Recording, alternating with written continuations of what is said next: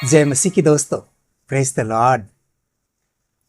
दोस्तों, आप लोग सोशल मीडिया पे कुछ लोगों को यह कहते अवश्य सुने होंगे कि बाइबल में लिखा है पृथ्वी चपटी है।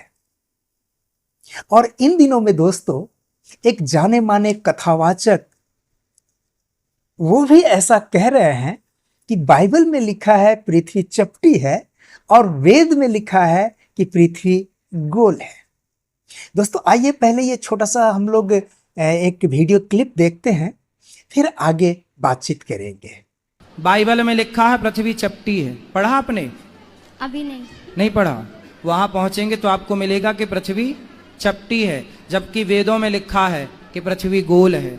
हमारे वेद ये सिद्धांत जानते थे। वैज्ञानिकों ने सैटेलाइट से देखा तो पाया कि पृथ्वी। दोस्तों, मेरे प्रिय भाइयों और बहनों,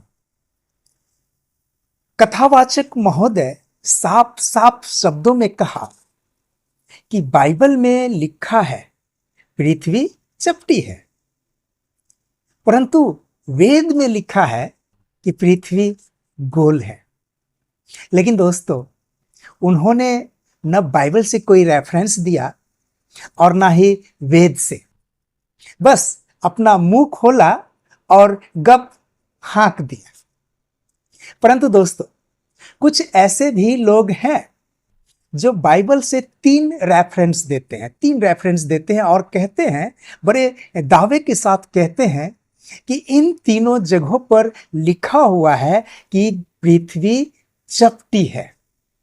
तो आइए दोस्तों, हम लोग उन तीनों रेफरेंस को एक एक करके देखेंगे और ये जानने की कोशिश करेंगे कि क्या सच में बाइबल में ऐसा लिखा है कि पृथ्वी चपटी है। तो आइए दोस्तों, हम लोग चलते हैं परमेश्वर के वचन बाइबल में और देखते हैं उन तीनों पदों को।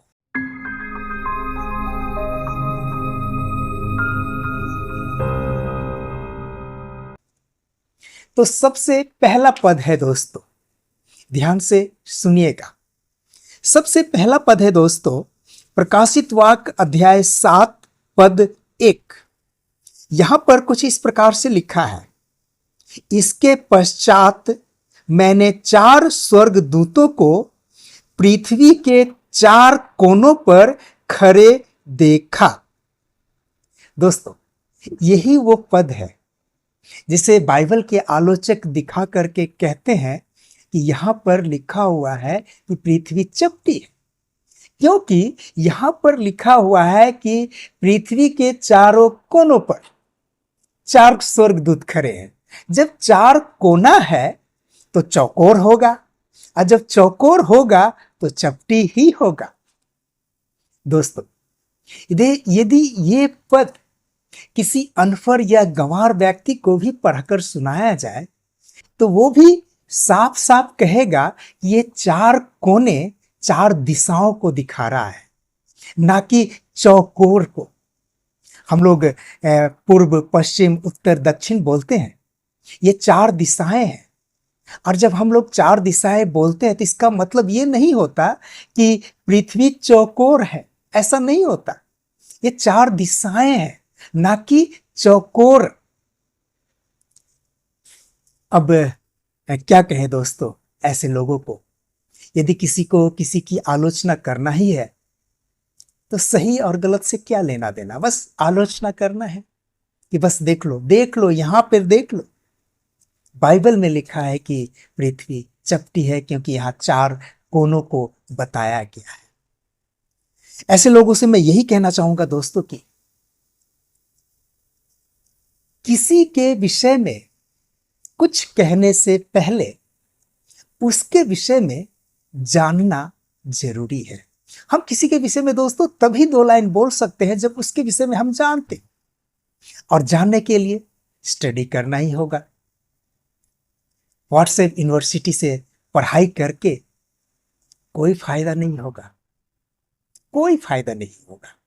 इसलिए मैं ऐसे आलोचकों को कहना चाहूंगा कि यदि इसका फैक्ट चेक करना चाहते हो तो इंटरनेट पे बाइबल उपलब्ध है, फ्री में उपलब्ध है।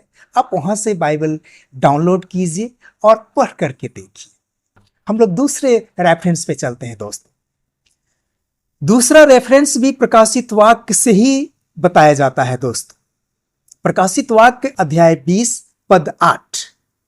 ध्यान से सुनिएगा, यहां कुछ इस प्रकार से लिखा हुआ है, वह पृथ्वी के चारों कोनों की जातियों को अर्थात गोग और मागोग को भरमाने और उसको एकत्रित करके युद्ध करने निकलेगा।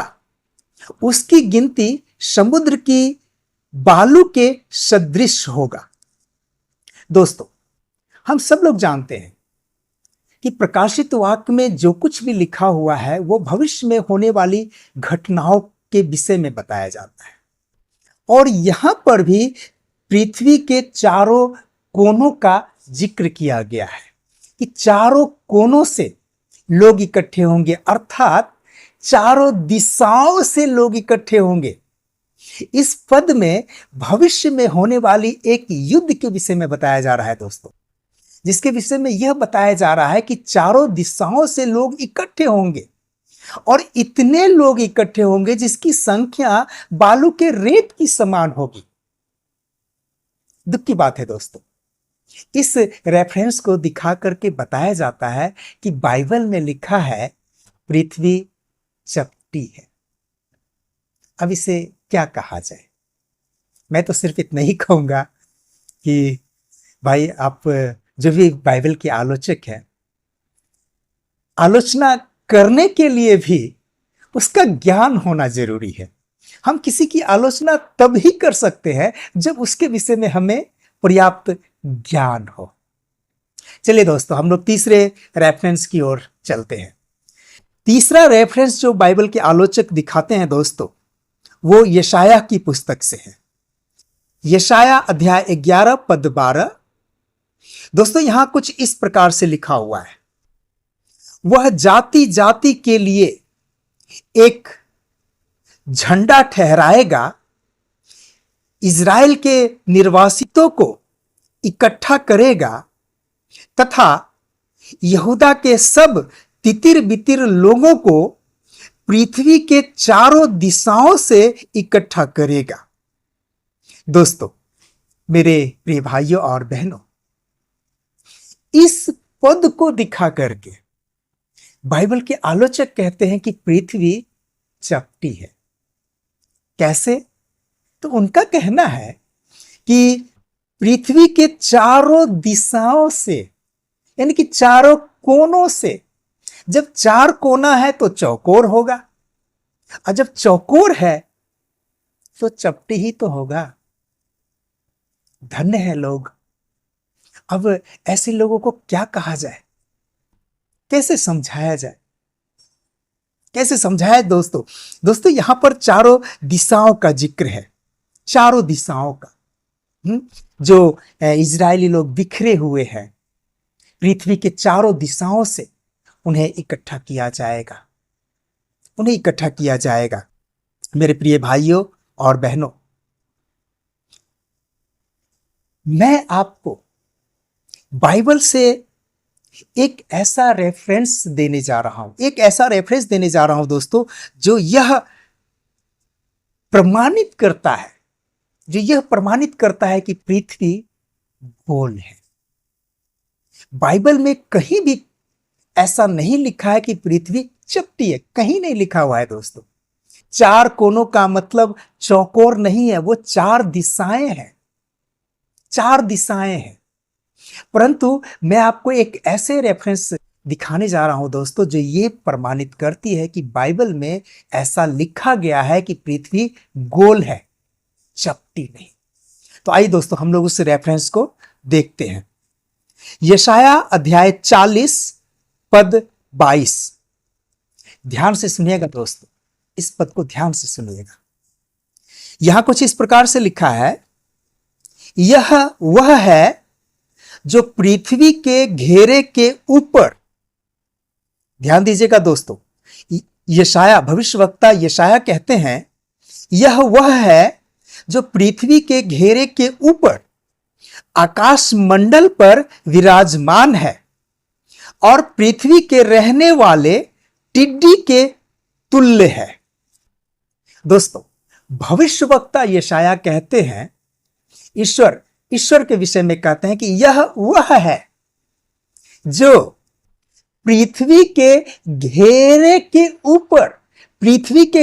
के ऊपर आकाश मंडल पर विराजमान है। दोस्तों, यहां पर जो घेरे शब्द है, इंग्लिश बाइबल में सर्किल शब्द का इस्तेमाल हुआ है, परंतु दोस्तों मूल हिब्रू बाइबल में घेरे के लिए जिस शब्द का इस्तेमाल हुआ है वो है खोग, KHOOG, खोग। और खोग का मतलब होता है गोल होता है, या गोला भी होता है, गोल भी होता है। तो यशाया भविष्यवक्ता यहां पर कह रहे हैं कि परमेश्वर पिता पृथ्वी के गोले के ऊपर, पृथ्वी के घेरे के ऊपर आकाश मंडल पर विराजमान है। दोस्तों, मेरे प्रिय भाइयों और बहनों, बाइबल में कहीं पर भी नहीं लिखा हुआ है कि पृथ्वी चपटी है, परंतु बाइबल के आलोचक कई प्रकार की बातें करते हैं। विशेष करके वे लोग जो व्हाट्सएप यूनिवर्सिटी से पढ़ाई करके आते हैं, वे लोग ऐसा कहते हैं। और जब आप उनसे पूछिए कहां आपने पढ़ा, व्हाट्सएप पे, हाँ व्हाट्सएप पे पढ़ करके आते हैं। दोस्तों, पवित्र शास्त्र बाइबल मार्केट में उपलब्ध है, जिस भाषा में आपको चाहिए वो उपलब्ध है, इंटरनेट पे फ्री में उपलब्ध है। आप फ्री में डाउनलोड करके पढ़ सकते हैं और पढ़ने से किसी का धर्म भ्रष्ट नहीं होता है। मैं उन सभी बाइबल के आलोचकों को कहना चाहूंगा, ठीक है, आप आलोचना कीजिए, आपको कोई मना नहीं करेगा, लेकिन परफेक्ट आलोचना कीजिए, पढ़ाई करके कीजिए कि आप देखिए कि वहां सही में ऐसी बात लिखा हुआ है या नहीं। व्हाट्सएप पे पढ़ लिए और सोशल मीडिया पे फैला दिए, नहीं, ऐसा नहीं। आप उसका फैक्ट चेकिंग कीजिए कि क्या सच में ऐसा लिखा है या नहीं, उसके बाद बात कीजिए। मेरे प्रिय भाइयों और बहनों, भविष्यवक्ता यशाया 2700 साल पहले बाइबल में मेंशन करता है कि पृथ्वी गोल है, पृथ्वी गोल है।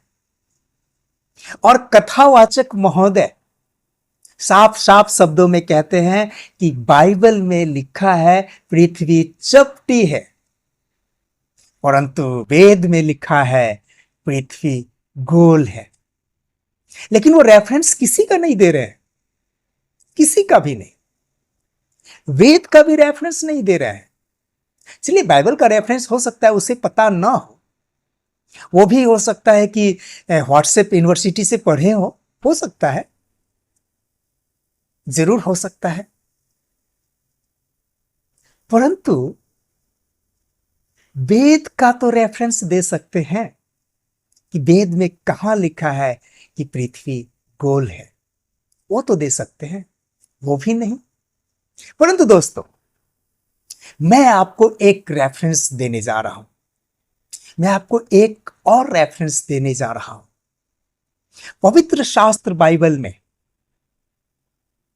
2000 से 4000 ईस्वी पूर्व में इस बात को लिखा गया था कि पृथ्वी हवा में लटक रही है, पृथ्वी हवा में लटक रही है। 2000 से 4000 ईस्वी पूर्व में इस बात को मेंशन किया गया था बाइबल में। आइए दोस्तों, हम उसे भी पढ़ते हैं। अय्यूब अध्याय 26 पद 7, यहां कुछ इस प्रकार से लिखा है, वह उत्तर दिशा को शून्य में फैलाता और पृथ्वी को निराधार लटकाता है। वह उत्तर दिशा को, अर्थात प्रभु परमेश्वर उत्तर दिशा को शून्य में फैलाता। दोस्तों यहां पर यह भी एक विषय है। इस पहला जो लाइन है वह उत्तर दिशा को शून्य में फैलाता, इस विषय पर एक सेपरेट वीडियो मैं बाद में बनाऊंगा। इसकी व्याख्या मैं अभी नहीं करने जा रहा हूं। और पृथ्वी को निराधार लटकाता है, निराधार। अय्यूब की पुस्तक में हम इस बात को पढ़ते हैं दोस्तों। परंतु एक और रेफरेंस मैं आपको दे रहा हूं दोस्तों, इसे भी ध्यान से सुनिएगा। यह रेफरेंस महाभारत से है। महाभारत का आदि पर्व अध्याय 36 श्लोक संख्या 18 से 26। यहां पर दोस्तों ब्रह्मा जी और शेषनाग के बीच में बातचीत चल रही है। ब्रह्मा जी शेषनाग से कहते हैं कि ये पृथ्वी, ये समुद्र, ये नदी, ये वन बहुत हिल रहे हैं, बहुत हिल रहे हैं। इससे पृथ्वी पे रहने वाले लोगों को काफी परेशानी हो रहा है। इसलिए हे शेषनाग, तुम पृथ्वी को धारण कर लो ताकि पृथ्वी का हिलना बंद हो जाए। और शेषनाग कहते हैं कि ब्रह्मा जी, पृथ्वी को कृपया मेरे फन के ऊपर रख दीजिए। और इस प्रकार से शेषनाग हिलते डुलते पृथ्वी को स्थिर किया। अब इसकी क्या व्याख्या करें दोस्तों?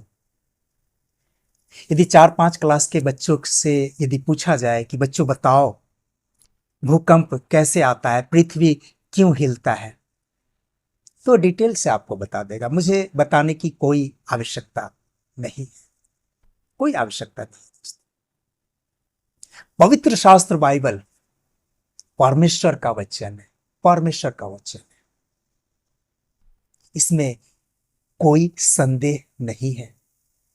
और यदि किसी को संदेह है, ज्यादा संदेह तो बाइबल के आलोचकों को है।